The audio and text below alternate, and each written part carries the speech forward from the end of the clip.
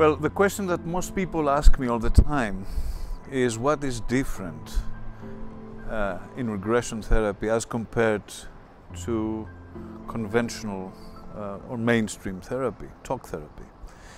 Well, the difference is that we employ more techniques. In our armament, we have more techniques than the conventional psychotherapists. And we usually utilize altered states of consciousness to locate the origin of the problem of our client. So that's the definitive difference. When you are in a light or a very deep altered state of consciousness, that you are connecting some areas of the brain, you are using a kind of coherence, and then you can evoke other memories that normally don't come now, or you are even trying to make arrangements or ideas that you do not have when we are in a awake state. So it's important to begin with any kind of trance. Can be a big trance, deep trance, or a very light trance. And then afterwards we go and ask for the information that is coming. And even if it is not real, we do not care, because for that person, in that light situation of trance, they experience it as alive, as the moment, the most important, and then we deal with it. With this kind of therapy, I can go directly to the problem, and so we can look at that problem, that trauma if you want, and then we change it. We change the perspective, which is therapy. That's what therapy is about, is change of perspective. And we go through the process, and normally what is supposed to be is after that there's no problem.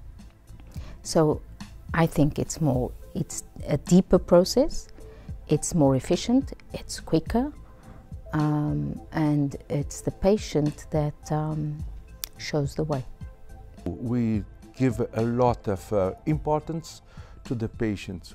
I consider him as my co-therapist, and it's another kind of looking at him.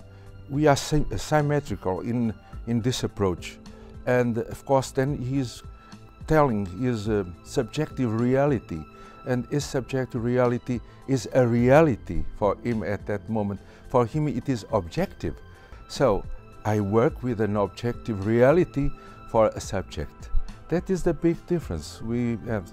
And the other therapists, they really keep the patient in this reality using the construction of, let us say, cognitive or dealing with the emotion, but that he is taking care or explaining or, let us say, treating it in this state of consciousness. And as I told you, it's not the same.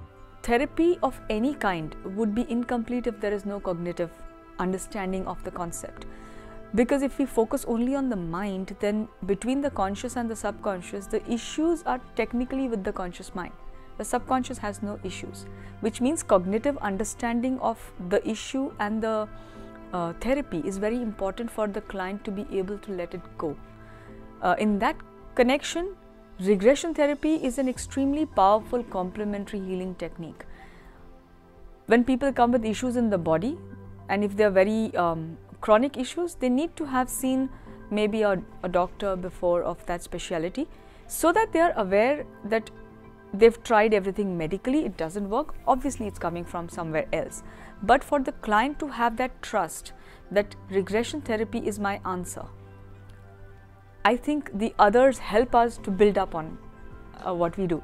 So the more people coming from different streams into regression therapy tells me that this is working. It's powerful, it is all-encompassing, and it connects the dots for the client. And we are more open to one more thing.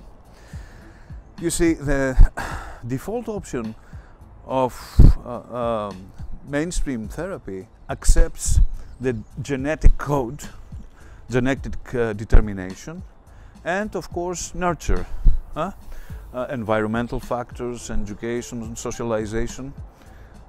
Those are important, but what we add into the picture is the soul history. We accept the existence of the soul. And we accept that as Plato, Socrates, Pythagoras before them, we accept that there is a pre-existence of the soul and it comes back and back again. So we are incorporating, let's say, the wisdom of ancient cultures as well into our therapy. Something that is a no-no for mainstream therapists.